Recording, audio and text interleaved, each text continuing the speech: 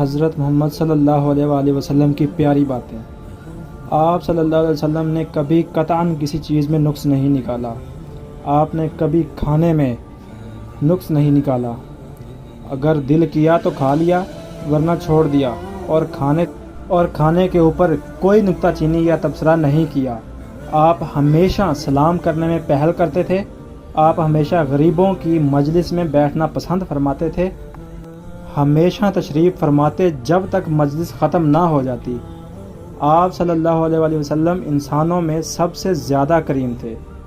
آپ انسانوں میں سب سے زیادہ بہادر تھے، اور آپ کے چہرہ مبارک پر مسکراہٹ ہر وقت ہوتی، اور آپ آنے والے کی طرف اپنا چہرہ مبارک پر مسکراہٹ لے کر آگے بڑھتے، اور آنے والے کا ہاتھ اپنے ہاتھ میں لے لیتے اور خود نہ چھوڑتے جب تک آنے والا خود اپنا ہاتھ واپس نہ کھینچ لیتا۔